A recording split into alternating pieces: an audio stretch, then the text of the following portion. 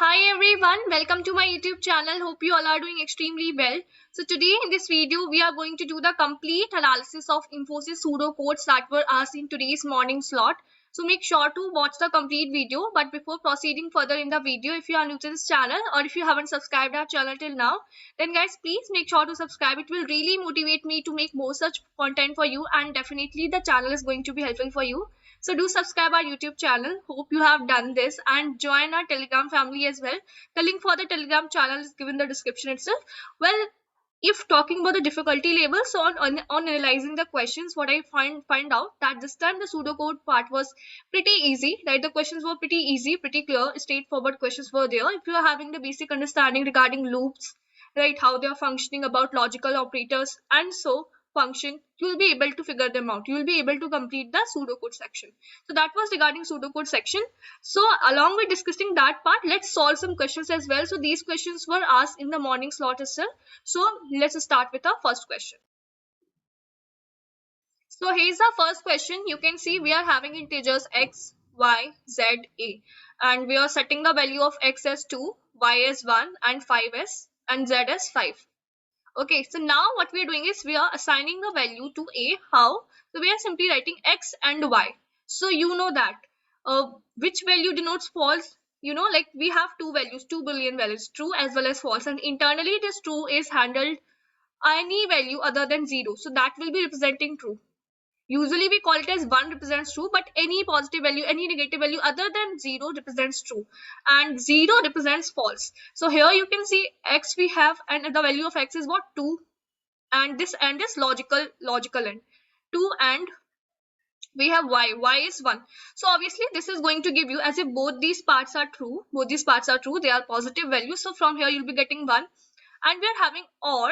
So you know that in case of logical or, even if one part is giving you true, the whole expression is going to be true. So it's not even needed that you're going to check this one part, because this part itself is giving you 1. But let's check this as well. So z value is 1, 5 plus 1, 6. Again, this is the positive one. So overall you'll be getting 1 from here, and 1 is going to be stored in a, and printf will definitely is going to be printed the value 1. Hence 1 is the correct answer for this particular question. Hope that is clear. Let's see our next question now.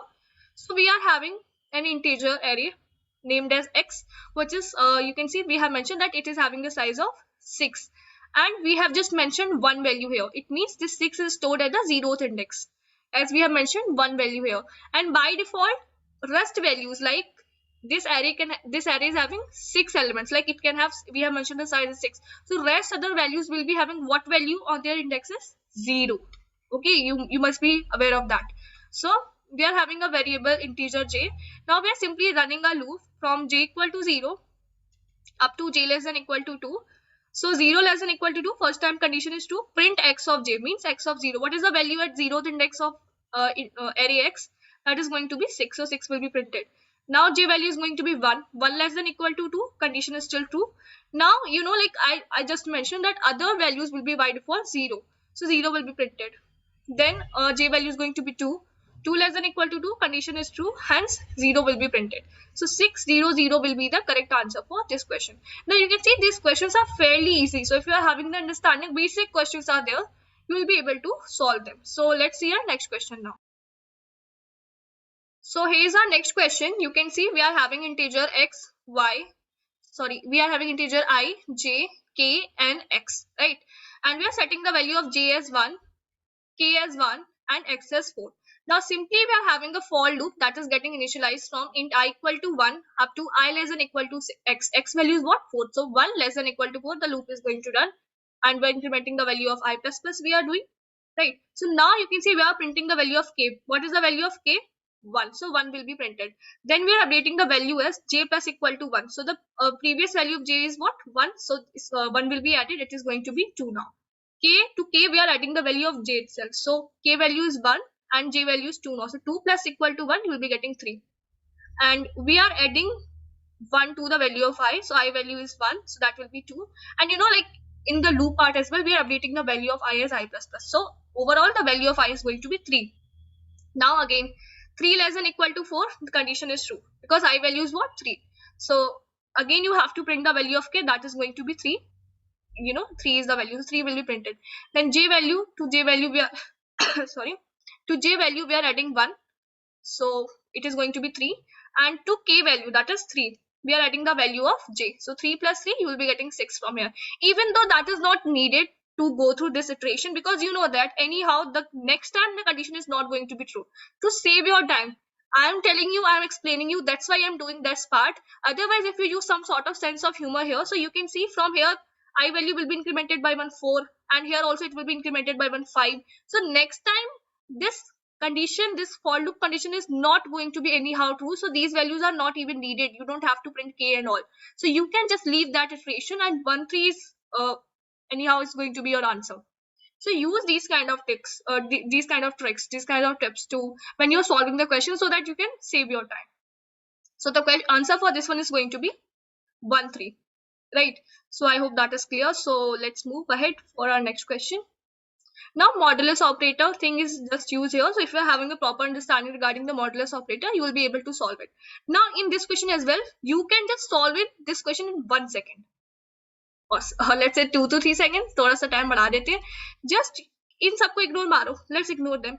यहाँ पे if you will check, we are doing x mod 1. We are doing y mod 1. So you know that 1 can divide any number, whichever number it is. If I am not seeing even the values, ki x ki value kya, what is the value of x, y, I don't care. Here we are doing x mod 1, y mod 1, and whatever the value is going to be, 1 is going to divide it. So obviously, and what does modulus return? Remainder. So if you are going to divide any number by 1, remainder is of course going to be 0. So from here x value will be 0, from here x value, y value will be 0. So 0 plus 0, you will be getting 0 itself. Question is done. Now, otherwise, we can solve it in sequential manner as well, but I have told you many times, it's not about solving the question, it's about solving the question in proper time. So you have to take care of the time as well. So now you can use these things as well. That's why I've always told, first understand your question, then try solving it. Otherwise, what mainly of you must be doing in okay, okay, here we are doing x mod x minus 64. X value is 128. Modulus with, then you are going to 128 minus 64. Then here also you are going. So this is obviously taking time. You are subtracting the values and doing the stuff. Even though that is not needed, from here itself you can figure out. Okay, so the value overall at the last, the value is going to be 0 itself. Hope that is clear. So let's see our next question. So here's the next question. So sorry, I'm not feeling well. So x value is 10, y value is 12, and we are having another integer value z. Now we are running this loop till the time y value is greater than that of 0. So what is the value of y? Y value is 12, right? So 12 greater than 0 till the time we are putting this condition. So z value we are updating is x mod 10. What is the value of x? 10 mod with 12. What you will be getting? Obviously 10 itself. And here we are doing x, update the value of x as y. So y value is what? 12. So 12 will be put here in the x. And then we are doing in the y, put the value of z. So what is the value of z? 10. Right. So again we are going to check this condition. What is the value of y? Y value is 10. 10 is greater than 0. Yes, it is. Now we are updating the value of z as x mod y. So what is the value of x now? That is 12. And here what we are having in y, we are having is 10. So if you are going to divide 12 by 10, obviously you will be getting 2 as the remainder. And in x we are saying now that put the value that is present in y. So what is the value? 10. So we are storing 10 in x. And in y we are saying whatever is the value of z, put this in y. So z value is 2. We are going to put it. Again we are going to check the condition y greater than 0. Yes, it is. 2 is greater than that of 0. Fine. Now we are doing z equal to x mod y. So what is the value of x? X value is 10. Mod with y value is 2. So you know that 10 is completely divisible by 2. So we are going to get 0. So z value is going to be 0. And we are saying in x put the value that is stored in y. So what is the value in y? 2. So 2 is going to be inserted here. And in y we are saying put the value that is there in z. What is the value? 0. Right. So again if you will check now, so this time condition won't be true, because this time in y we are having 0. So 0 greater than 0, obviously it is false. So at the last we are simply printing the value of x, that is nothing but 2. So 2 will be the answer for this question. Hope it is clear.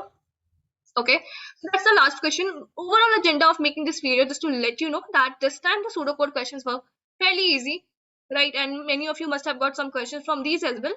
So let's have a look on this question as well. So we are having X value is 888. Now, you are checking if x equal 0. Obviously, it is not. It is 888. So, this part won't be true. Then you are checking if x mod 9. So, this is our value 888. If you are going to divide it from 9, so you will be getting 9 8 72. That is 6. So, remainder is not 0. Remainder is 6. On modulus, you will be getting this value. So, this condition is also not going to be true. So, obviously, else condition will be true. And in else condition, we are simply printing x mod 9, which is nothing but 6. So 6 will be the answer for this question. Right, so these were some of the questions for you. I hope that you have found this video useful. If it is so, make sure to hit the like button.